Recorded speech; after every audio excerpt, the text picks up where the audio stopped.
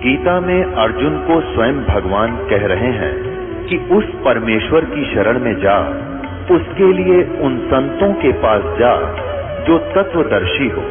इसी प्रकार हजरत मोहम्मद को उनका अल्लाह कह रहा है कि कोई और पूर्ण परमात्मा है। उसको पाने के लिए उन तत्वदर्शी संत की तलाश कर। वो प्रभु कौन है, ये जानने के लिए कृपया अवश्य सुनिए जगत गुरु तत्वदर्शी संत रामपाल जी महाराज के अमृत वचन।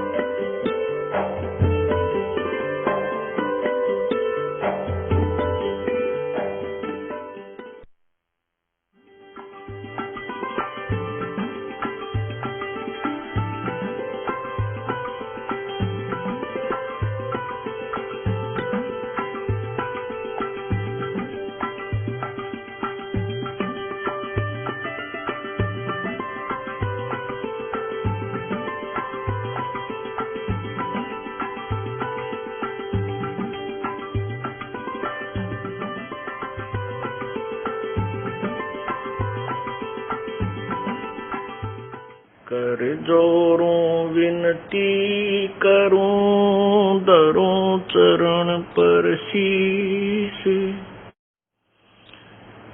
गुरु जी राम देवानंद जी महाराज ने दियो नाम बख्शीश। कोटि कोटि सिजदा करूं, कोटि कोटि प्रणाम। चरण कमल में राखियो मैं बांधी जाम गुलाम। अवगुण किए तो बहुत किए, करत न मानी हार। भावे हंदा बख्श दियो, भावे गर्दन उतार। कुत्ता तेरे दरबार का, मोतिया मेरा नाम। गले प्रेम की जेवड़ी, झांके चोवा जाऊं। तो करो तो बावड़ूं, दूर दूर करो तो जाऊं। जो राखो त्यों ही रहूं, जो देवो सो खाऊं। जय इब के सतगुरु मिले, सब दुख आँखों रो। चरणों ऊपर शीस धरूं, कहूं जो कहनी हो। कबीर गुरु जी मिलेंगे, पूछेंगे कुशलात। आद अंत की सब कहूं, अपने दिल की बातें। गुरु जी तुम ना भूलियो, चाहे लाख लोग मिल जाएं। हमसे तुमको बहुत है, तुमसे हमको नाही। कबीर तुमरे विसारी क्या बने, मैं किसकी शरण में जाऊं। शिव ब्रंच मुनि नारदा, इनके हृदय न समाऊं। अवगुण किए तो बहुत किए, करत न मानी हार। बावे बंदा बख्श दियो, बावे गर्दन उतारे। अवगुण मेरे बाप जी, धन्यवाद। जो मैं पूत कपूत हूँ, बहुर पिता को लाजे। मैं अपराधी जन्म का, नक्सक बरे विकार। तुम दाता दुख भंजना, मेरी करो संभार। कबीर लूट सको तो लूटियो, राम नाम की लूट, पीछे फिर पछताओगे, प्राण जहांगे छूट। नहीं भरोसा देही का, विनस जावे छन माही, श्वास उश्वास में नाम जपो हो, और यतन कछु नाही। श्वास उश्वास में नाम जपो, व्यर्था श्वास मत खो, न जाने इस श्वास को हो, आंगन हो कि न हो। राम रटत कन्या भली, साकट भला न पूत, छेरी के गल में गल थना, जिसमें दूध ना मूत। राम रटत कोढ़ी भलो, चोचो पड़े जो चाम, वो सुंदर शरीर किस काम का, जिस मुख नाही नाम। राम रटत दारिद्र भलो, टूटी घर की छान, वो सुंदर महल किस काम के, जहाँ भक्ति नहीं भगवान। परम पिता परमात्मा कबीर जी, कबीर देव जी, कबीर परमेश्वर कुल के मालिक हैं, सारी सृष्टि के रचनहार हैं। वो परम अक्षर ब्रह्म अर्थात पूर्ण परमात्मा है, पूर्ण ब्रह्म है। अब जैसे हमने किसी भी शब्द नाम के साथ अन्य विशेषण लगाया है, उसका कोई महत्व होता है। जैसे ब्रह्म और फिर परब्रह्म, फिर पूर्ण ब्रह्म, जैसे ईश, ईश्वर, परमेश्वर। जैसे पवित्र गीता जी अध्याय नंबर 15 के श्लोक नंबर 16-17 में ऐसे ही कहा कि क्षर पुरुष और अक्षर पुरुष, ये दो प्रकार के भगवान प्रसिद्ध हैं, दो प्रकार के भगवान सर्वविदित हैं। और इनके तथा इनके लोक में जितने भी प्राणी हैं, उनके स्थूल शरीर नाशवान है। आत्मा अमर सभी की होती है, आत्मा अमर है। फिर गीता जी अध्याय नंबर 15 के ही नेक्स्ट श्लोक में यानी 70वें श्लोक में कहा कि उत्तम पुरुष है तू अन्य। उत्तम पुरुष, उसको पुरुषोत्तम कहो, उत्तम पुरुष कहो, श्रेष्ठ प्रभु कहो, श्रेष्ठ परमात्मा, श्रेष्ठ परमेश्वर, तो कोई अन्य ही है। ऊपर वर्णित श्लोक नंबर 16 में वर्णित उन दो भगवानों से, दो प्रभुओं से, क्षर पुरुष और अक्षर पुरुष से कोई और ही अन्य ही पूर्ण उत्तम पुरुष है, उत्तम परमात्मा पुरुषोत्तम है, और उसी को परमात्मा कहते हैं। और वही तीनों लोकों में प्रवेश करके सबका धारण पोषण करता है, अर्थात वो सुप्रीम पावर है। उसी के विषय में उस परम अक्षर ब्रह्म अर्थात पूर्ण ब्रह्म, जैसे क्षर पुरुष, अक्षर पुरुष, परम अक्षर पुरुष, वो तीसरे नंबर का जो प्रभु उन दोनों से जो अन्य है, वो परम अक्षर पुरुष कहो, परम अक्षर ब्रह्म कहो। अब जैसे गीता जी अध्याय नंबर 7 के श्लोक 29 में 29 में गीता ज्ञान दाता कहता है कि जो ज्ञान मैं तुझे बता रहा हूं अर्जुन, के तत्वदर्शी संत की खोज करके, जो गीता जी अध्याय नंबर 4 के श्लोक 34 में कहा है कि उस पूर्ण परमात्मा के यथार्थ ज्ञान से परिचित होने के लिए, तत्व ज्ञान को समझने के लिए किसी तत्वदर्शी संत की खोज कर उनसे फिर उस परमात्म तत्व के बारे में जानकारी प्राप्त करके जैसा वो कहे ऐसे भक्ति कर, तब तेरा जन्म और मृत्यु पूर्ण रूप से समाप्त होगा। तो गीता जी अध्याय नंबर 7 के श्लोक 29 में 29 में कहा है, जो साधक जन्म और मृत्यु से छूटने के लिए ही प्रयत्न करता है, जो यहाँ के संसार की किसी भी वस्तु की इच्छा नहीं करता, वो उस तत्ब्रह्म से यानी पूर्ण परमात्मा से, तत्ब्रह्म वो परमात्मा वो भगवान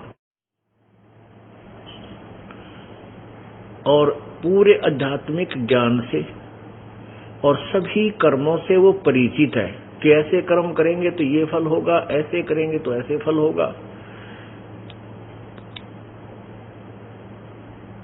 तो वो व्यक्ति केवल जन्म और मृत्यु से ही छूटने की प्रयत्न करते हैं, जो तत्ब्रह्म से परिचित हो जाते हैं और तत्व ज्ञान से अखिल यानी पूरे सर्वाध्यात्मिक ज्ञान से परिचित हो जाते हैं। गीता जी अध्याय नंबर 8 के मंत्र नंबर 1 में अर्जुन ने प्रश्न किया कि प्रभु कौन है फिर वो तत्ब्रह्म? वो तत्ब्रह्म कौन सा है जिसके विषय में आपने 7वें अध्याय के 29वें श्लोक में कहा है, किम तत्ब्रह्म किम अध्यात्म किम अधिभूत और अधिजय किम पुरुषोत्तम। अब अर्जुन श्री कृष्ण को पुरुषोत्तम मान रहा है और श्री कृष्ण के अंदर जो शक्ति बोल रही है वो कहता है उत्तम पुरुष तो और ही है, पुरुषोत्तम तो कोई और ही है। तो अर्जुन ने प्रश्न किया कि वो तत्ब्रह्म कौन है, वो पुरुषोत्तम वो कौन है? तो गीता ज्ञान दाता ने 8वें अध्याय के 3रे श्लोक में ही उत्तर दिया है कि वो परम अक्षर ब्रह्म है। तो 3 प्रभु हैं, पवित्र श्रीमद् भगवत गीता जी में रह कर इन तीनों भगवानों का विवरण है और विशेष व्याख्या ब्रह्म और पूर्ण ब्रह्म की ही है। 3 भगवानों के विषय में जानकारी भी है, लेकिन विशेष जानकारी जो है ब्रह्म और पूर्ण ब्रह्म की विशेष है। अभी तक हम गीता जी के बारे में जो सुना करते थे वो यही सुनते थे कि श्री कृष्ण जी ने गीता जी का ज्ञान बोला है,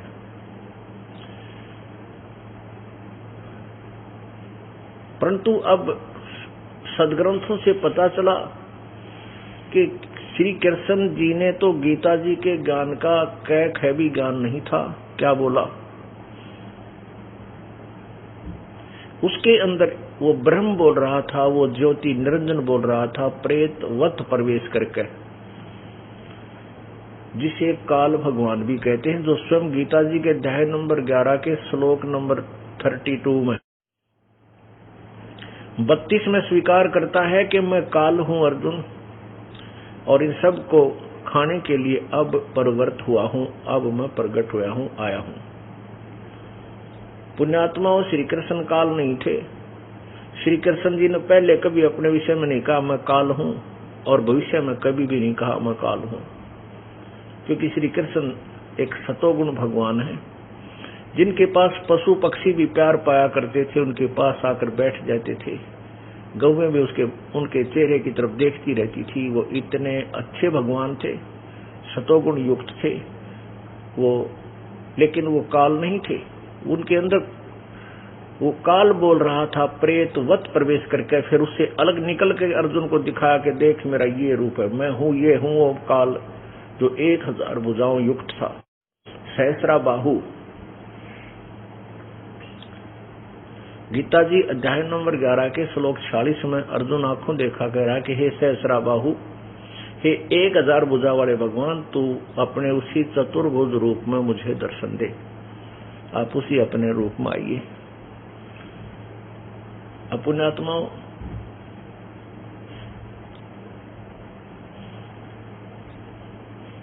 हम अभी तक श्री कृष्ण जी को ही सर्वस्वा, गीता ज्ञानदाता और विष्णु अवतार श्री विष्णु, श्री ब्रह्मा, श्री शिव जी के विषय में हम यही सुना करते, ये अजरो अमर है, ये मृत्युंजय हैं, कालज्ञ हैं, सर्व सृष्टि रचनहार हैं, इनके कोई माता पिता नहीं है।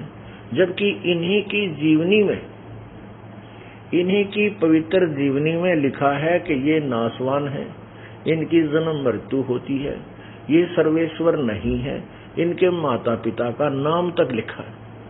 तो पुण्यात्माओं, ये हिंदू समाज के जो गुरु थे वो अज्ञानी थे, शास्त्र ज्ञानहीन थे, शास्त्रों के ज्ञान से वो अपरिचित थे, जिस कारण से उन्होंने लोक वेद सुना के, दंत कथा सुना के और हमें शास्त्र के विरुद्ध ज्ञान भर दिया हमारे अंदर,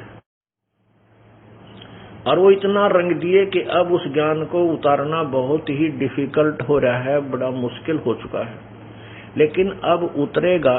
क्यों उतरेगा? क्योंकि हम शिक्षित हो गए, और जिन सदग्रंथों के विषय में, जिन सदग्रंथों का वो रेफरेंस दे करके कहा करते थे कि श्री विष्णु पुराण में ऐसा लिखा है, श्री ब्रह्मा पुराण में ऐसा लिखा है, श्री दुर्गा पुराण में ऐसा लिखा है, शिव पुराण में ऐसा लिखा है, ये अजरो अमर है, इनके कोई माता पिता नहीं। अब उन्हीं पवित्र पुराणों के अंदर प्रमाण है कि तो नासवान है, इनकी जन्म मृत्यु होती है।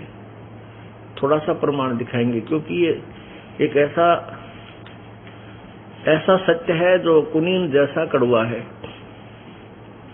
और इसमें साथ ही थोड़ी सी बूरा डाल दी जाए तो ये हजम हो जाता है जो प्रथम बार सुनता है। अब देखिएगा, श्री देवी भागवत महापुराण, जिसमें ये तीनों भगवान स्वयं स्वीकार करते हैं हमारा जन्म और मृत्यु होता है, हम अविनाशी नहीं हैं। ये देखिएगा श्रीमद् देवी भागवत,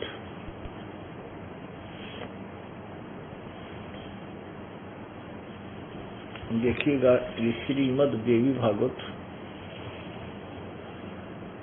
संपादक है हनुमान प्रसाद पोदार, चिमन लाल गोस्वामी। ये कहां से प्रकाशित है ये भी देख लीजिएगा। प्रकाशक एवं मुद्रक हैं गीता प्रेस गोरखपुर, गोविंद भवन कार्यालय, कोलकाता का संस्थान। इसके प्रश्न नंबर 123 पर देखिएगा, सकंद तीसरा सकंद और प्रश्न नंबर 123, और तीसरे सकंद का ये अध्याय नंबर 4 चल रहा है। इसमें क्या लिखा है? भगवान विष्णु जी स्वयं बोल रहे हैं, कह रहे हैं, दुर्गा की स्तुति कर रहे हैं, शेरा वाली की, प्रकृति देवी की। तुम शुद्ध स्वरूपा हो, यह संसार तुम्ही से उद्भासित हो रहा है। मैं यानी विष्णु जी, मैं ब्रह्मा और शंकर, हम सभी तुम्हारी कृपा से विद्यमान हैं। हमारा आविर्भाव जन्म, आविर्भाव माने जन्म, और तिरोभाव माने मृत्यु। हमारा तो आविर्भाव और तिरोभाव हुआ करता है, केवल तुम ही नित्य हो, जगत जननी हो, प्रकृति और सनातनी देवी हो। यानी प्रकृति नाम भी दुर्गा का ही है, ये ध्यान रखना। और यहाँ देखो, भगवान शंकर बोले, देवी यदि महाभाग विष्णु तुम्ही से प्रकट हुए हैं, तो उनके बाद उत्पन्न होने वाले ब्रह्मा भी तुम्हारे ही बालक हुए। फिर मैं तमोगुण लीला करने वाला शंकर क्या तुम्हारी संतान नहीं हुआ? अर्थात मुझे भी उत्पन्न करने वाली तुम ही हो। सिद्ध हो गया कि दुर्गा इनकी माँ है, और ये अजरो अमर नहीं है, ब्रह्मा विष्णु महेश, इनका जन्म और मृत्यु होता है। इससे क्या सिद्ध हुआ कि दुर्गा ब्रह्मा विष्णु महेश की माता जी है। इनके पिता कौन है? इनके पिता हैं काल, ज्योति निरंजन, अर्थात ये ब्रह्म नाम से प्रसिद्ध हैं। ब्रह्म जो वेदों के ज्ञाता जिसे ब्रह्म बोलते हैं, वो ज्योति निरंजन है, उसको क्षर पुरुष भी कहते हैं। और ये 21 ब्रह्मांड का स्वामी है, ईश है, प्रभु है, मालिक है।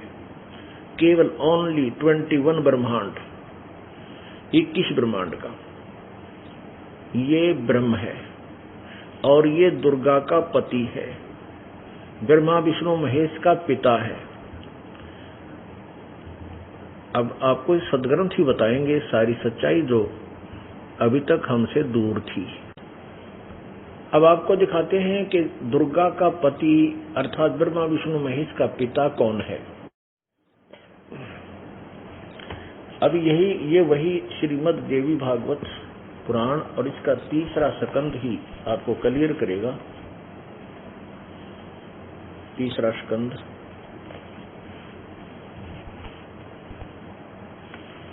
पृष्ठ 125 पे।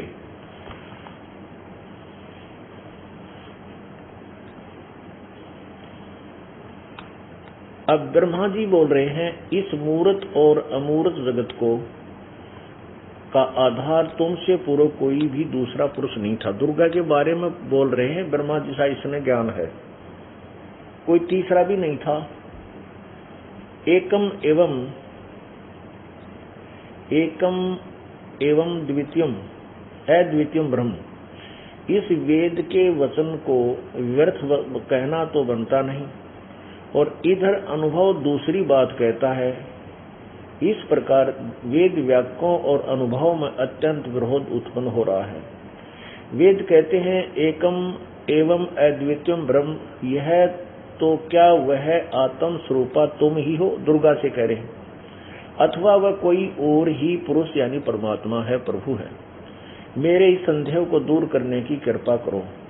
किसी महान पुण्य के प्रभाव से मुझे आपके चरणों की सेवा सुलभ हुई है। तुम स्त्री हो अथवा पुरुष, यह रहस्य मुझे विशुद्ध रूप से कृपा करके बतलाओ। ये 4-5 यहाँ अध्याय समाप्त हो गया। अब छठे अध्याय में क्या बोला दुर्गा ने, ये भी काल के डर से भ्रमित करती है, फिर सच्चाई छुपती नहीं। ब्रह्मा जी कहते हैं, इस प्रकार मैंने जब भगवती जगदम्बिका से विनय पूर्वक पूछा, तब वे मधुर वाणी में मुझसे कहने लगी। देवी ने कहा, मैं और ब्रह्म एक ही हैं। दो हो गए ना, मैं और ब्रह्म एक, ये दो हैं, आगे क्लियर होगा। मुझ में और इन ब्रह्म में किंचित मात्र भी भेद नहीं है। जो वे हैं वही मैं हूं और जो मैं हूं वही वे हैं। बुद्धि के भ्रम से भेद प्रतीत हो रहा है। हम लोगों के सूक्ष्म भेद को जो जानता है, अब सपस कहे हम अलग तो हैं, लेकिन हमारे जो सूक्ष्म भेद को जो जानता है, अलग अलग सूक्ष्म भेद को जो जानता है, वही बुद्धिमान पुरुष है। इसके संसार सागर से मुक्त होने में कुछ भी संदेह नहीं, ब्रह्म एक ही है। अब देखो, अब यहाँ तो इसने 125 पे गोलमोल किया, यहाँ स्पष्ट हो गया है। अब ये क्या बताती है, 129 कोई तीसरा स्कंद है श्रीमद् देवी भागवत, और यहाँ 129 पृष्ठ पे 129 पे, यो सृष्टि का क्रम अब मैंने संक्षेप में तुम्हें बतला दिया है। दुर्गा कह रही है, महानुभाव देवता, तुम अब मेरा कार्य सिद्ध करने के लिए विमान पर बैठकर तुम लोग शीघ्र पधारो। कोई कठिन कार्य उपस्थित होने पर जब तुम मुझे समन करोगे, तब मैं सामने आ जाऊंगी। देवताओं, मेरा और सनातन परमात्मा का, अब दो हो गए ना, मेरा और सनातन परमात्मा का ध्यान तुम्हें सदा करते रहना चाहिए। हम दोनों का स्मरण करोगे, हो गए ना दो। वहां कहती है मेरा, उसमें कोई भेद नहीं है। ये दुर्गा इनको विचलित करती है जानबूझ के। हम दोनों का स्मरण करते रहोगे तो तुम्हारे कार्य सिद्ध होने में किंचित मात्र भी संदेह नहीं है। अब अपने जो पवित्र सदग्रंथ हमें पहले के ज्ञान के विपरीत बता रही है। जो पूर्व में ज्ञान हमारे अज्ञानी गुरुओं ने जो हमें बता रखा था, जो हिंदू धर्म के गुरु माने जाते थे। पुण्यात्मा, जैसे अक्षर ज्ञान कराने वाले गुरु होते हैं, टीचर होते हैं। टीचर वही अच्छा होता है, उसी को टीचर कहते हैं जो अपने सिलेबस से परिचित है और सिलेबस के अनुसार ही विद्यार्थियों को ज्ञान दे रहा है, शिक्षा दे रहा है। और यदि सिलेबस कुछ बता रहा है, पाठ्यक्रम में कुछ लिखा है और टीचर सुना रहा है दंत कथा, तो टीचर ठीक नहीं। सभी बच्चे अपना जीवन असफल कर जाएंगे और बाद में रोएंगे उस अज्ञानी टीचर को। यही स्थिति अभी तक के पवित्र हिंदू धर्म के गुरुओं की रही है। ब्रह्मा विष्णु महेश तक को भी ज्ञान नहीं था। पुण्यात्माओं, या खटके दिल में का बात देख, जो प्रथम बार ये सुनेंगे, जब तक यह लालटेन नहीं दिखाऊंगा, जब तक ये सदग्रंथ रूपी लालटेन आपको नहीं दिखाऊंगा, तब तक आपके अंदर उथल पुथल पैदा हो जाएगी कि ये अच्छा सिरफिरा संत है। ब्रह्मा विष्णु महेश को भी कहते हैं, इनको ज्ञान नहीं था सदग्रंथों का, यानी यथार्थ ज्ञान नहीं था। हाँ, नहीं था। दास नहीं कह रहा, उनकी हिस्ट्री में लिखा है, उनके जीवनी में लिखा है। अब आपको फिर वो दिखाता हूँ, थोड़ा सा देखिए। यही पवित्र श्रीमद् भगवत गीता, श्रीमद् देवी भागवत यानी दुर्गा पुराण और गीता प्रेस गोरखपुर से प्रकाशित। बताओ फिर कसर के रहेगी। गीता प्रेस गोरखपुर से प्रकाशित पुस्तक हिंदू धर्म के लिए ऑथेंटिक है, श्रोधार्य है और सत्य मान्य है। और उसमें लिख रखा है ये। अब बुद्धिमान समाज है, अशिक्षित नहीं है, शिक्षित है। पहले वो केवल एक संस्कृत भाषा जानने वाले आध्यात्मिक ज्ञान से अपरिचित थे और हमारे पूर्वज कति अक्षर ज्ञान रहित थे। और उन संस्कृत के ज्ञाताओं को, हम उन आचार्यों को वेद ज्ञान और पुराणों के ज्ञान से युक्त मानते रहे, क्योंकि हम ये समझते थे ये संस्कृत भाषा जानते, इन्होंने सदग्रंथों को पढ़ा, ये सही बता रहे।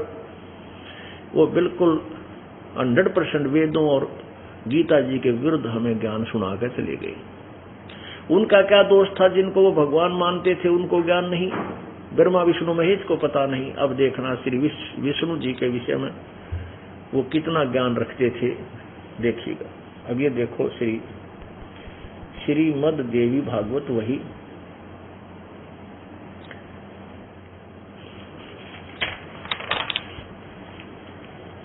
मुद्रक प्रकाशक मुद्रक गीता प्रेस गोरखपुर, गोविंद भवन कार्यालय कोलकाता का संस्थान।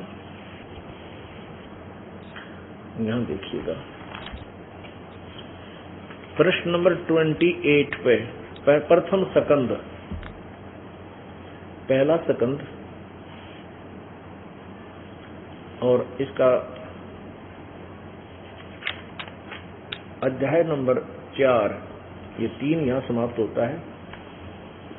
1, 3, 27 पृष्ठ पर समाप्त होता है। 4 प्रारंभ होता है 128 पे, वो 27 पे समाप्त, 28 पे। अब यहाँ श्री विष्णु जी के ज्ञान से हम परिचित होते हैं, वो कितना ज्ञान रखते थे। नारद जी ने कहा, महाभाग व्यास जी, तुम इस विषय में जो पूछ रहे हो, ठीक यही प्रश्न मेरे पिताजी ने भगवान श्री हरि से किया था, विष्णु जी से। देवाधिदेव भगवान जगत के स्वामी हैं। लक्ष्मी जी उनकी सेवा में उपस्थित रहती हैं।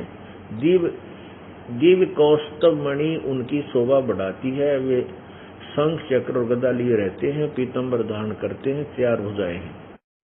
वक्षस्थल पर श्री वत्स का चिन्ह चमकता रहता है।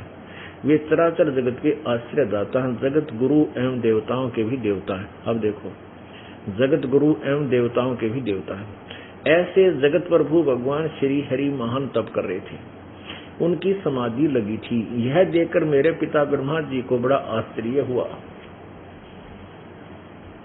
अतः उन्होंने उनसे जानने की इच्छा प्रकट की। ब्रह्मा जी ने पूछा, प्रभु आप देवताओं के अध्यक्ष और जगत के स्वामी और भूत भविष्य एवं वर्तमान सभी जीवों के एकमात्र शासक हैं। भगवान फिर आप क्यों तपस्या कर रहे हैं और किस देवता की आराधना में ध्यान मगन है? मुझे असीम आश्चर्य तो यह हो रहा है कि आप देवेश्वर एवं सारे संसार के शासक होते हुए समाधि लगाए बैठे हैं। ब्रह्मा जी के ये विनीत वचन सुनकर भगवान विष्णु जी श्री हरि उनसे कहने लगे, ब्रह्मन सावधान होकर सुनो, मैं अपने मन का विचार व्यक्त करता हूँ।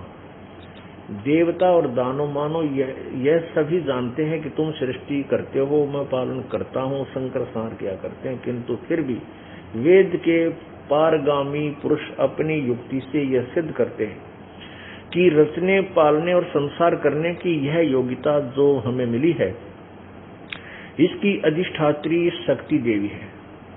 वे कहते हैं कि संसार की सृष्टि करने के लिए तुम में राजसी शक्ति का संसार हुआ है, मुझे सात्विक शक्ति मिली है और रुद्र में तामसी शक्ति का आविर्भाव हुआ है। उस शक्ति के अभाव में तुम इस संसार की सृष्टि नहीं कर सकते, मैं पालन करने में सफल नहीं हो सकता। रुद्र से संहार कार्य होना भी संभव नहीं। ब्रह्मा जी, हम सभी उस शक्ति के सारे ही अपने कार्य में सदा सफल होते हैं आए हैं। सुअर्थ प्रत्यक्ष और परोक्ष दोनों ही उदाहरण मैं तुम्हारे सामने रखता हूँ। सुनो, यह निश्चित बात है कि उस शक्ति के अधीन होकर ही मैं शेषनाग की सैया पर सोता और सृष्टि करने का अवसर आते ही जाग जाता हूँ। मैं सदा तप करने में लगा रहता हूँ। उस शक्ति के शासन से मैं कभी मुक्त नहीं रह सकता। विष्णु जी कह रहे हैं कि मैं उस दुर्गा के अधीन रहता हूँ, उससे बाहर मैं नहीं जा सकता, वो सुप्रीम पावर है मेरी।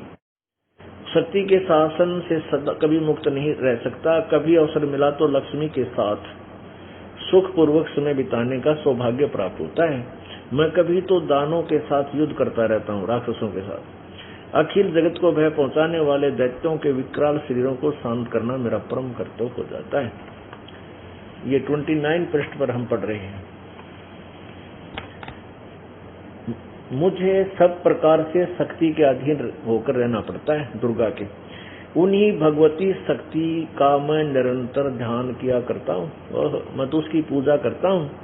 ब्रह्मा जी, मेरी जानकारी में इन भगवती शक्ति से बढ़कर दूसरे कोई देवता नहीं है। अब विष्णु जी तो स्पष्ट कर रहे हैं, मेरी बूझ में, मेरे ज्ञान में तो इस दुर्गा से ऊपर कोई भगवान नहीं है, मैं इसी की पूजा करता हूँ, इसी का ध्यान लगाता हूँ। अब दुर्गा जी कहती है वो परमात्मा तो कोई और है, उसकी भक्ति करनी चाहिए। इससे सिद्ध हुआ श्री विष्णु जी को कोई ज्ञान नहीं था, आध्यात्मिक ज्ञान नहीं था। लोक वेद शास्त्र साधना तप आदि किया करते थे। आगे देखिएगा, ये प्रमाण आपको दिखाते हैं इसी दुर्गा पुराण के 562 पृष्ठ पे। 7वां स्कंद प्रश्न नंबर 562। देवी के द्वारा हिमालय को ज्ञान और उपदेश और ब्रह्म स्वरूप का वर्णन, यानी कोई ब्रह्म के विषय में बताना। अच्छा देखो, अब देवी जी पहले तो अपने तुक्के लगाती हैं। श्री देवी जी कहने लगी, पर्वतराज, इस प्रकार योग युक्त होकर मुझ ब्रह्म स्वरूपा देवी का ध्यान करे। यह ध्यान आसन पर भली भांति बैठकर तुकी भक्ति के साथ करना चाहिए। अच्छा, उस ब्रह्म का क्या स्वरूप है? अपने से अन्य किसी और के बारे में बता रही है। उस ब्रह्म का क्या स्वरूप है यह बतलाया जाता है, जो प्रकाश स्वरूप सबके अत्यंत समीप में स्थित, हृदय रूप गुहा में स्थित होने के कारण गुहाचर नाम से प्रसिद्ध और महान पद अर्थात परम प्राप्त है। वह समस्त प्रजा के ज्ञान से परे है, यानी सब जो ज्ञान तुम्हें प्राप्त है उससे अलग है, अर्थात किसी की बुद्धि माने वाला नहीं है। वह यह तुम जानो, जो परम प्रकाश रूप है, जो सूक्ष्म से अति सूक्ष्म है, जिसमें संपूर्ण लोक और इन लोकों में निवास करने वाले प्राणी सचित हैं, वही यह अक्षर ब्रह्म है। वह सबके प्राण है, वही सबके प्राण है, वही सबकी वाणी है और वही सबके मन। वह यह परम रहस्य सत्य अमृत और अविनाशी तत्व है। सौम्य उस वेदने योग्य लक्ष्य का तुम वेदन करो, अर्थात उस प्राप्त करने योग्य उस परमात्मा को ही तुम टारगेट बनाकर उसी की भक्ति करो, मन लगाकर उसमें तन्मय हो जाओ।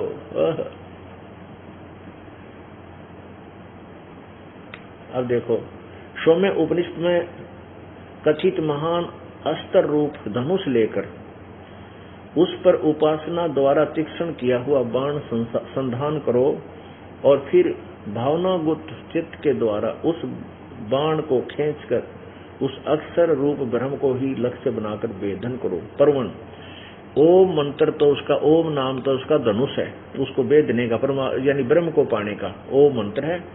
जीवात्मा बाण है, ये ओम मंत्र है उस ब्रह्म का, ये समझो धनुष है और जीवात्मा बाण है और ब्रह्म को उसका लक्ष्य कहा जाता है। ब्रह्म को पाना है। अपने विषय में नहीं बता रही दुर्गा, किसी और के बारे में।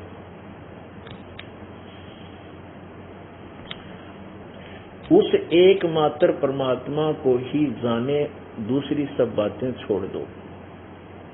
यही अमृत रूप परमात्मा के पास पहुंचने का पुल है। यानी और पूजा त्याग के अच्छा के देखो, वह यही 563 वह यह सबका आत्मा ब्रह्म लोक रूप दिव्य आकाश में स्थित है, यानी ब्रह्म लोक में रहता है।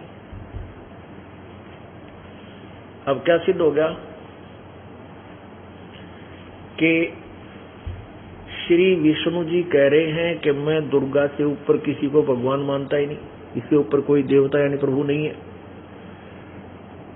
और दुर्गा कह रही है कि वो परमात्मा तो कोई और है, उसी की पूजा करनी चाहिए, उसका ओम नाम है, उसी के से उसकी प्राप्ति होती है, वो ब्रह्म लोक में रहता है। अब पुण्यात्मा जो पुराण हैं ये किसी ऋषि द्वारा कथित है और दुर्गा आदि देवताओं यानी ब्रह्मा विष्णु महेश का संवाद इसमें लिपिबद्ध है।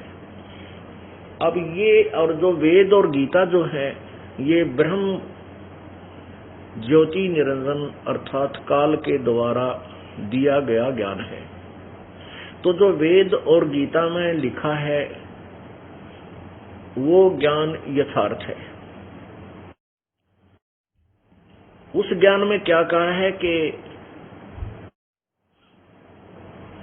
ब्रह्मलोक में जो ये ब्रह्म रहता है, ज्योति निरंजन रहता है, ब्रह्मा विष्णु महेश का पिता रहता है, ये ब्रह्मलोक तक भी नाशवान है। वहां पहुंचे हुए यानी ब्रह्म की साधना करने वाले जो ब्रह्मलोक में रहता है प्रभु उसके पास चले जाते हैं। और गीता जी में लिखा है कि ब्रह्मलोक पर्यंत ये सभी पुनर्वर्ती में, पुनर्वर्ती माने जन्म और मृत्यु के अंदर है, इनका पूर्ण मोक्ष नहीं है। अब देखो श्रीमद् भगवत गीता जी आपको दिखाते हैं। पुण्यात्मा परमात्मा पाने के लिए आप प्रेरित हो, प्रेरित होकर ही प्राणी परमात्मा की तरफ में घूमता है, कहीं संत की तलाश करते हैं, क्योंकि सभी सदग्रंथों में यही कहा है कि तत्वदर्शी संत बताएंगे उस पूर्ण परमात्मा के पूर्ण मोक्ष विधि को। इसलिए सभी भटक रहे हैं।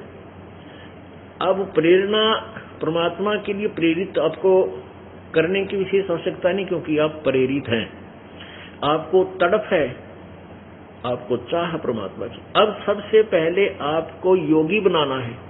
गीता जी अध्याय नंबर 2 के श्लोक नंबर 53 में कहा कि अर्जुन जब तेरा मन भिन्न भिन्न प्रकार के भ्रमित करने वाले विचारों से हटकर एक पूर्ण परमात्मा के अंदर यानी तत्व ज्ञान के अंदर लग जाएगा, तब तो तू योगी होगा, तब तो तू भक्ति के योग होगा, स्टार्ट होगी तेरी भक्ति की। इसलिए सबसे पहले आपको ये दास योगी बनाना चाहता है कि आप इतने दृढ़ हो जाओ कि जो साधना तुम कर रहे हो वो सत्य है, सत्य है, सत्य है।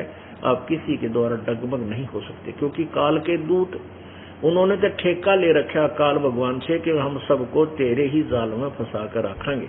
इनको बाहर नहीं जाने देंगे। वो यही कॉन्ट्रैक्ट लेकर आते हैं और अब सामने देखकर भी नहीं मानते। तो ये प्रत्यक्ष प्रमाण है। वो चाहते क्या है? वो संसार को डुबोना चाहते हैं।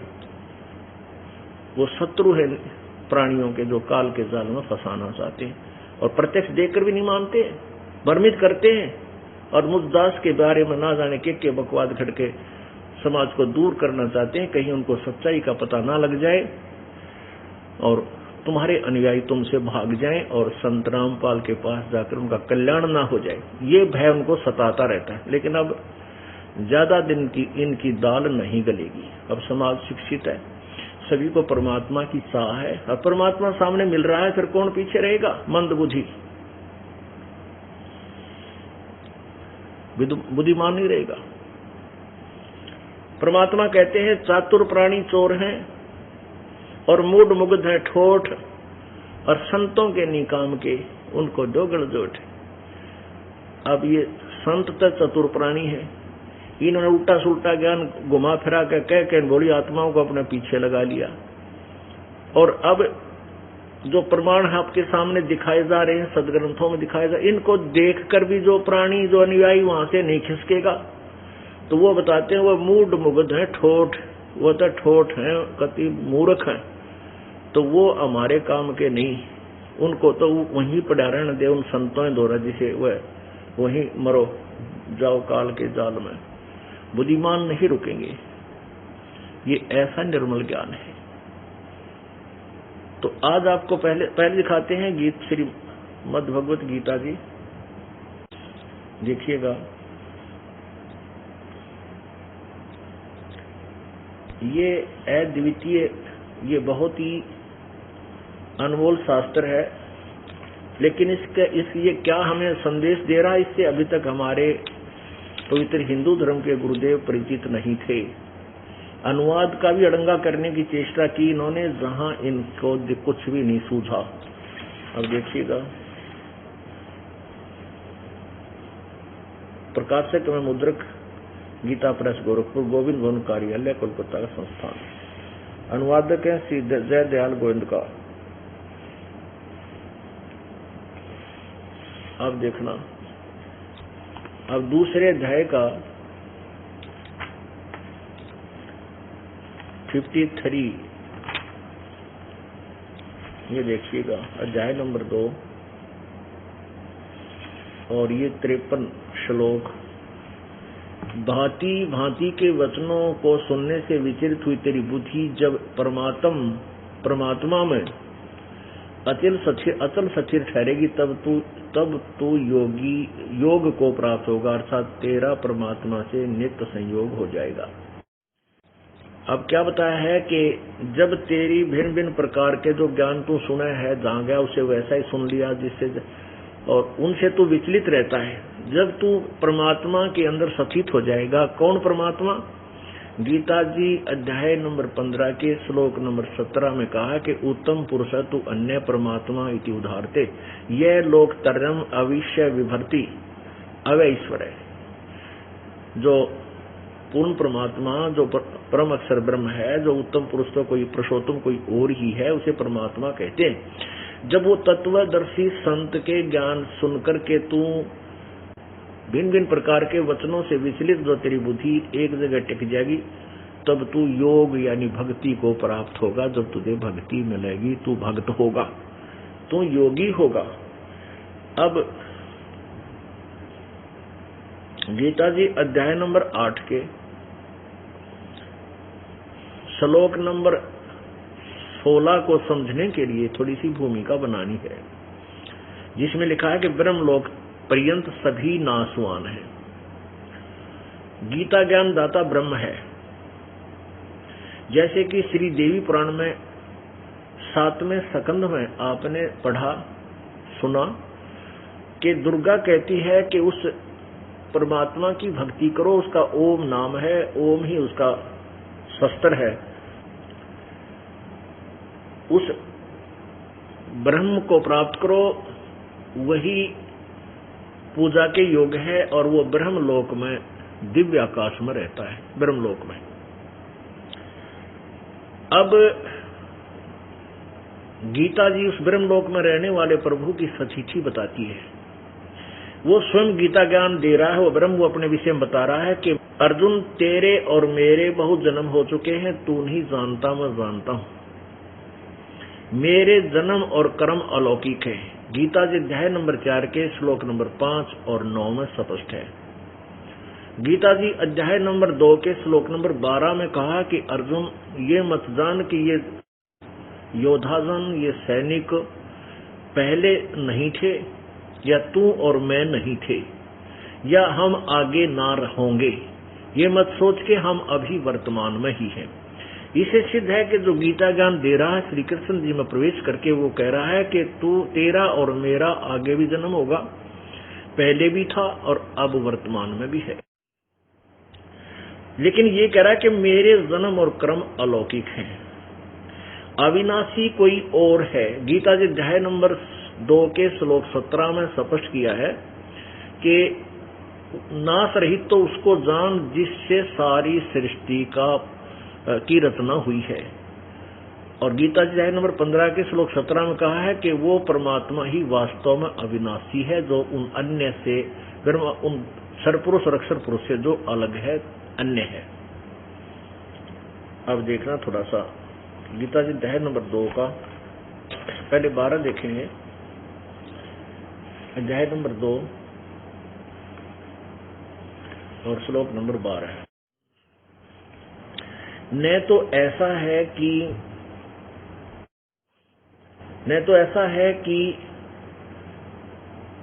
ही है कि मैं किसी काल में नहीं था, अथवा तू नहीं था, अथवा ये राजा लोग नहीं थे, और न ऐसा ही है कि इससे आगे हम सब नहीं रहेंगे। अब 17 में, इसी 2 के 17 में स्पष्ट किया है।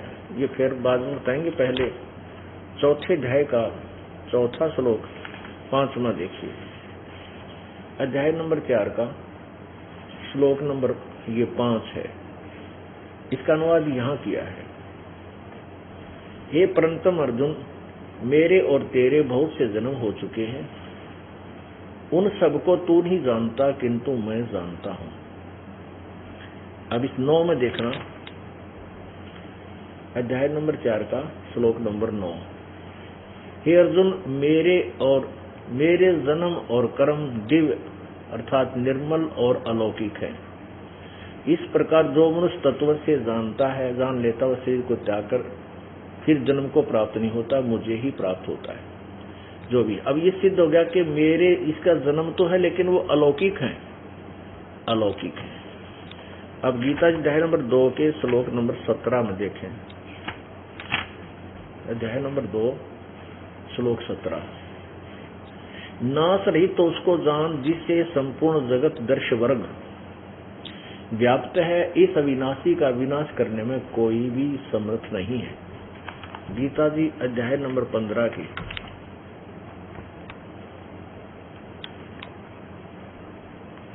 श्लोक नंबर 17 में 17 और 18 को समझिए। पवित्र गीता अध्याय नंबर 15 श्लोक 16 में लिखा है, द्वौ इमौ पुरुषौ लोके क्षर च अक्षर एवं च क्षर सर्वाणि भूतानि कटुस्थ अक्षर उच्यते। द्वौ माने 2, इमौ माने संसार में, लोके इस संसार, इमौ माने इस लोके माने संसार में, पुरुषौ माने प्रभु, 2 प्रभु कौन कौन से, क्षर पुरुष और क्षर और अक्षर, यानी इस पुरुष को इन दोनों के साथ लगा दिया जाता है। क्षर पुरुष और अक्षर पुरुष 2 प्रकार के भगवान हैं। और इसी प्रकार इनके शरीर और इनके अंदर अंतर्गत प्राणियों के शरीर तो नाशवान है, लेकिन आत्मा अविनाशी है। यहां देखना, इनके द्वारा अनुवाद देखिएगा। पहले इस संसार में नाशवान और नाशी भी 2 प्रकार के पुरुष हैं। पुरुष नहीं, यहाँ प्रभु लिखना था। ये 2 प्रकार के प्रभु हैं। प्रभु पुरुष माने परमात्मा है, और संपूर्ण प्राणियों के शरीर तो नाशवान है और जीवात्मा विनाशी। 17 में क्लियर किया है कि उत्तम पुरुष तु अन्य परमात्मा इति उदाहरत, यह लोक तर्यम आविश्य विभर्ति अव्यय ईश्वर है, ये अविनाशी प्रभु है, अविनाशी। उत्तम पुरुष यानी पुरुषोत्तम सर्वश्रेष्ठ प्रभु तो और ही है, जो तीनों लोकों में प्रवेश करके सबका धारण पोषण करता है। और अविनाशी परमेश्वर परमात्मा इस प्रकार कहा गया है। गीता ज्ञान दाता स्वयं किसी अविनाशी परमात्मा के विषय में कह रहा है। इससे भी सिद्ध हो गया कि ब्रह्म जो गीता बोल रहा है उसका भी जन्म और मृत्यु होता है। अलौकिक कैसे होता है, ये अलौकिक कैसे उसके जन्म, ये क्लियर करेंगे अभी। अब गीता जी अध्याय नंबर 10 के श्लोक नंबर 2 में कहा है कि मेरी उत्पत्ति को ये ऋषि और देवता नहीं जानते, क्योंकि ये मेरे से उत्पन्न हुए। पुण्यात्माओं, जैसे पिता की उत्पत्ति को बालक नहीं बता सकते, उसके जन्मदिन को दादाजी बता सकता है, क्योंकि वो उनसे उत्पन्न हुआ है। ऐसे ही ब्रह्म कह रहा है कि मेरे से उत्पन्न हुए ये देवता ब्रह्मा विष्णु महेश और ये ऋषि जो आगे इन देवताओं से उत्पन्न हुए हैं, तो ये मेरी उत्पत्ति को, मेरे जन्म को नहीं जानते। अब कौन जानता है? ब्रह्म का पिता जानता है, यानी हमारा दादा जानता है। उस ब्रह्मा विष्णु शंकर के दादा ने आके बताया है कि तुम्हारे पिता का जन्म है, वो कैसे जन्म हुआ था, और ये कैसे मरता है, कैसे जन्मता है, ये क्लियर करेगा। अब यहाँ गीता जी अध्याय नंबर 15 के श्लोक नंबर 17 में जो कहा है, उत्तम पुरुष यानी पुरुषोत्तम तो कोई और ही है, गीता ज्ञान दाता कह रहा है। और 15वें अध्याय के 18वें श्लोक में वो कहता है कि गीता ज्ञान दाता कि कहता है कि मुझे तो लोक वेद के आधार से पुरुषोत्तम प्रसिद्ध कर रहे हैं, मैं तो लोक वेद के आधार से प्रसिद्ध हूं, पुरुषोत्तम प्रसिद्ध हूं, लेकिन मैं पुरुषोत्तम नहीं हूं तो कोई और है, क्योंकि 17वें श्लोक में स्पष्ट ही कर दिया। अब लोक वेद क्या होता है? सुना सुनाया ज्ञान। जैसे हम ब्रह्मा विष्णु महेश को अजरो अमर समझते थे, ये लोक वेद था, ये शास्त्र का ज्ञान नहीं था। ऐसे लोग गीता ज्ञान दाता कहता कि मुझे तो लोक वेद के आधार से पुरुषोत्तम कहते हैं, आई एम नॉट पुरुषोत्तम, वो पुरुषोत्तम तो कोई और ही है। तो ये अनजान लोग इसी बात ये अनुवाद करता और ये ज्ञान दाता जो हमें ज्ञान दिया करते थे कहते थे कि लिखा भगवान ने 18वें श्लोक में 15वें अध्याय के में गीता जी में कि मैं पुरुषोत्तम प्रसिद्ध हूं, लेकिन वो 17वें श्लोक का अर्थ भी तो करते साथ में, उसको छोड़ देते, जो उनके अज्ञान को समर्थन देता उसका उलट पुलट ज्ञान अनुवाद करके और जनता को बता देते। भोली आत्मा फिर उन श्लोकों को देखते, उन्हीं का द्वारा अनुवाद उलट सुलट किया हुआ, तो सबके हृदय में अज्ञान परिपूर्ण हो चुका है। अब उस अज्ञान को हटाने के लिए तत्व ज्ञान की आवश्यकता है। अब देखो 15वें अध्याय का अध्याय नंबर 15 श्लोक 18,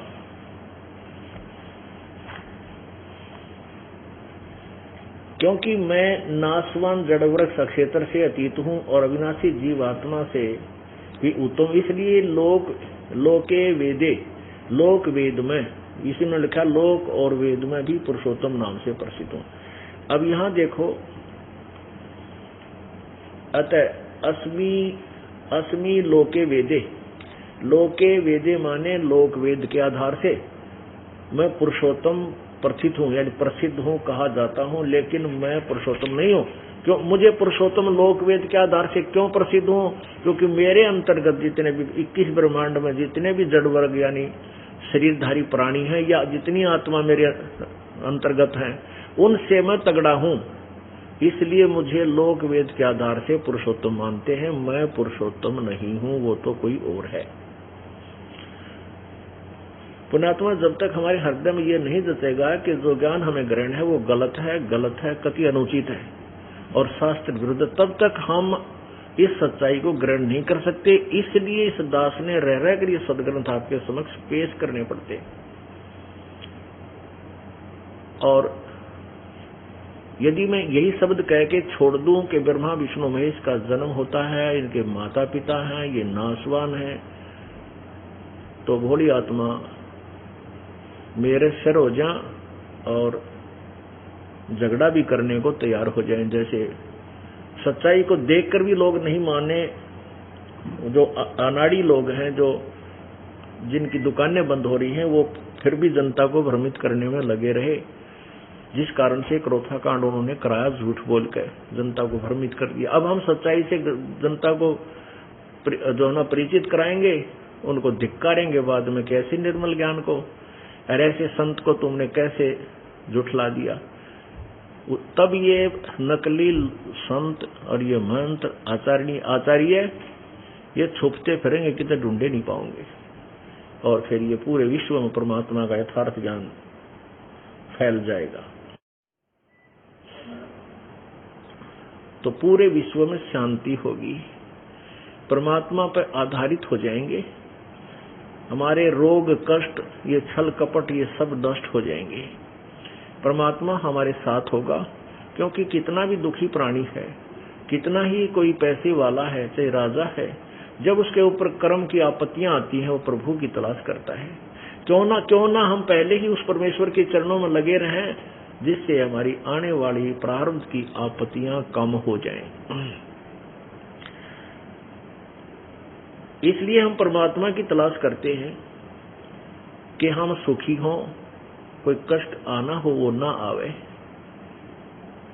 और हमें पैसा अधिक प्राप्त हो, ताकि हमारा गुजारा ठीक हो, हमारा निर्वाह ठीक हो जाए। तो परमात्मा की इसलिए तलाश किया करते थे। तो इसी खोज में इधर उधर गए, नकली संत मिल गए, उन्होंने साधनाएं हमें बताई, गलत ज्ञान बता दिया, उस ज्ञान को ग्रहण किया, उनके द्वारा बताई गई भक्ति विधि पर हम लग गए, तन मन धन से लगे, परंतु कोई लाभ नहीं हुआ। आपत्ति जब आनी हुई, आए गई, घर भी नष्ट हो गया, परिवार भी नष्ट हो गया, जो व्यवसाय था वो भी बर्बाद हो गया, और वो भक्ति करते करते हो गया। तो फिर उससे भगवान से आस्था हटती चली गई। फिर व्यक्तियों ने क्या सोचा, जनता ने जो कि भी सेठ बनने के लिए कौन सा तरीका अपनाया कि मिलावट कर लो, रिश्वत ले लो, और इधर उधर का 2 नंबर का काम करके बस सेठ बनना चाहे। कभी नहीं बन सकते, कभी नहीं बन सकते, कभी नहीं बन सकते, क्योंकि जो मस्तिष्क में लिखा उससे कम बत्ती वो ग्रहण कर नहीं सकते, रख नहीं सकते। मान लीजिए आपने कोई 2 नंबर के काम करके, कोई पाप कर्म करके और पैसा इकट्ठा कर लिया, वो पैसा तो रहेगा नहीं, वो तो जाएगा, वो तो खत्म होगा। कोई बालक बीमार हो जाएगा, या स्वयं कोई ऐसी बुराई लग जाएगी, या कोई और कारण बन जाएगा, या चोरी हो जाएगी, आग लग जाएगी, वो धन नहीं रहेगा, क्योंकि वो तेरे भाग्य में नहीं है, तूने धक्के से इकट्ठा कर लिया। और वो पाप शेष बच जाएंगे जो उस 2 नंबर से धन कमाने के लिए किए थे, वो पाप तो तेरे रह जाएंगे, धन नहीं रहेगा, और उनको भोगने के लिए फिर अन्य प्राणियों की योनियों में तुझे कष्ट उठाना होगा। एक व्यक्ति बता रहा था कि मेरा इकलौता पुत्र गुर्दे खराब हो गए, 2-2.5 लाख 3 लाख रुपए उसके, 3.5 लाख के करीब उसके पूरे ट्रीटमेंट पर खर्चा आया। पहले तो ऐसे डॉक्टरों के चक्कर में लगे रहे, वहां पैसे बर्बाद किए, जो फिर दूसरे शाने सप्त्यां के यानी आध्यात्मिक क्रियाओं के लिए भागते रहे। जब लाखों रुपये बर्बाद हो लिए, लड़का अंतिम सांस गिनने लगा, तब all India medical institute Delhi में ले गए। वहां उन्होंने बताया कि इसके दोनों किडनी डेड हो गए, खत्म है। ऐसे इधर उधर से कोई रिश्तेदार से कह सुन के गुर्दा जलाया पैसे में, जैसे भी वो गुर्दा तो सही सेट हो गया और लड़का स्वस्थ हो गया। 3.5 लाख रुपये बर्बाद हो गए। आज से 20-30 साल पहले की बात है, जो 3.5 लाख रुपए तो आपके आज के 35 लाख 40 लाख के बराबर है। और 6 महीने के बाद हम निश्चिंत हो गए, लड़का स्वस्थ हो गया, खाना खूब खावा, घूमे फिरे, और बस एक्सीडेंट में मृत्यु को प्राप्त हो गया। वो युवा लड़का, अकेला पुत्र था। फिर उसने बताया कि जो आपने ज्ञान सुनाया है, ओए होए, ये बिल्कुल सत्य है, और अब मेरी आंखें खुल गई कि मैंने बहुत जुल्म किया था, मुझे ये सजा कम मिली है। मतलब ऐसे उसने अपने 2 नंबर के धंधे के विषय में बताया कि गरीब आदमियों को ऐसे चक्रित करता था, नकली सीडी कैसेट बनाता था, उनको मेरे को 4 रुपए की पड़ती थी, मैं 32 रुपए में देता था। अरे तरह गजब हुई। अब मेरा सर्वनाश हो गया। जिस बेटे को धनी बनाना चाहता था वो बेटा ही ना रहा। अब आपके ज्ञान से पता चला कि वो पाप ज्यों के त्यों रखे हैं। वो जिनकी आत्मा रोई, जो जाते ही टूट गई, वह सीडी बेचारा गरीब आदमी महंगी सीडी, वो कैसेट लेकेगा, वह कैसेट जाते ही, टेप की कैसेट, सीडी नहीं, टेप की कैसेट, और वो जाते ही टूट गई, उलझ जाओ उनके उसमें, मेरे पास लाओ मैं फेंक दूं, भाग जाए यहाँ से, मैंने ठेका ले रखा है, मैंने तो ओरिजिनल दी थी। तो उनकी आत्मा रोई होगी, किस प्रकार उन्होंने मेरे को बद्दुआ दी होगी, वह मेरे आगे आगी। तो पुण्यात्माओं, कुछ दिनों के बाद आप इस तत्व ज्ञान से परिचित हो जाओगे और 2 नंबर के धंधे रिश्वत के काम को आप विष तुल्य समझोगे। जो रिश्वत लेकर के या किसी की आत्मा दुखा करके पैसा लेकर के जो अपने घर का निर्वाह करता है, उसको अपने परिवार को विष देने की आवश्यकता नहीं पड़ेगी। आने वाले समय में उसका नाश हो जाएगा और शांति कति नहीं। तो पुण्यात्माओं, परमात्मा के ज्ञान से, तत्व ज्ञान से हम इतने परिचित हो जाएंगे कि हम पाप नहीं कर सकते। पाप हो ही नहीं सकता जब ये ज्ञान समझ में आ जाएगा। अब बताते हैं, रावण के पास सर्व सोने की लंका थी, सारी सोने की बना रखी थी। कहते हैं, अगम निगम को खोज ले बुद्धि विवेक विचार, रति कंचन पाया नहीं रावण चलती बार। ओहो, रावण के पास सारा सोना था, चलते समय एक रति सोना भी वो नहीं ले जा सका, यही छोड़ गया। सारी उम्र इसी कोविड में ये सिद्धि प्राप्त करने की रिद्धि सिद्धियों में लगा रहा कि धन हो जा, आकाश में उड़ जाऊं, ऐसी सिद्धि हो जा, ऐसा वो हो जाए, और अंत में वो कुछ भी यहां से साथ नहीं लेकर गया। इसलिए हमें इस तत्व ज्ञान की आवश्यकता है। अब जो प्रसंग चल रहा है कि गीता ज्ञान दाता खुद कह रहा है कि मेरा भी जन्म और मृत्यु होता है। ये कौन बोल रहा है? ये ब्रह्म बोल रहा है। और गीता वो स्वयं बता रहा है कि ब्रह्मलोक पर्यंत, ब्रह्मलोक तक जितने भी लोक हैं, इनमें गए हुए साधक प्राणी, उनकी जन्म और मृत्यु होती है। वो पुनर्वर्ती में है, वहां स्थायी नहीं है, पूर्ण मोक्ष प्राप्त नहीं है। और दुर्गा कह रही है कि ब्रह्म की पूजा करो, ब्रह्म की साधना से अतिरिक्त कोई पूजा के योग नहीं है। और वो ब्रह्म लोक में रहता है, जिसका ओम मंत्र है, परवण मंत्र है। पुण्यात्माओं, जहां वेद और गीता और ये ऋषि महर्षियों का दिया हुआ ज्ञान पुराण अपने ज्ञान को क्लोज करते हैं, फाइनल कर देते हैं, नेति कह देते हैं, वहां से कबीर परमेश्वर का ज्ञान प्रारंभ होता है। वहां से ये तत्व ज्ञान प्रारंभ होता है। वहां से आगे की जानकारी सूक्ष्म वेद में है, और अन्य जो नीचे के भगवानों की यथार्थ स्थिति, यथार्थ जानकारी भी उसी ज्ञान में है, इस तत्व ज्ञान में, जो दास आपको बता रहा। कबीर वाणी में कबीर गिरह में, संस्कृत में कबीर गिरह बोलते हैं। कबीर गिरह माने कबीर वाणी। अब आपको दिखाते हैं 8वें अध्याय का और 16वां श्लोक। ये देखिएगा, श्रीमद् भगवत गीता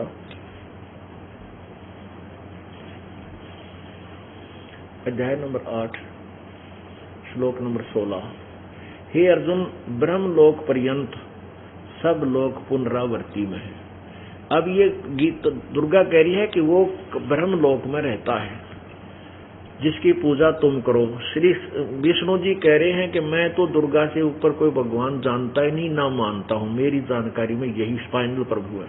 और दुर्गा कहती है कि वो परमात्मा तो ब्रह्म है और वो ब्रह्मलोक में रहता है, और ब्रह्मलोक तक की हुई साधना भी जन्म मृत्यु समाप्त नहीं होते।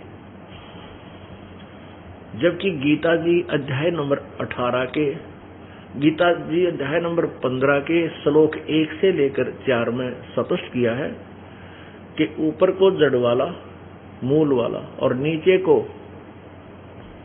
तीनों गुण रूपी रजगुण ब्रह्मा, सदगुण विष्णु, तमगुण शिवजी रूपी शाखा वाला ये उल्टा लटका हुआ संसार रूपी वृक्ष है। और जो संत इसके विषय में सभी अंगों को बता देगा, जानता है कि तना कौन है इस वृक्ष का और डार कौन है, शाखा क्या है, वो तत्वदर्शी संत है, स वेदविद। उसके बाद जब तुझे तत्वदर्शी संत मिल जाए, उसके बाद उस तत्वदर्शी ज्ञान, तत्व ज्ञान रूपी शस्त्र से उलझी हुई गुत्थी को काट के अर्थात तत्व ज्ञान को समझकर, उसके बाद 15वें अध्याय के 4थे श्लोक में उसके पश्चात उस परम पद परमेश्वर की खोज करनी चाहिए, जहां जाने के बाद साधक लौटकर फिर संसार में नहीं आते।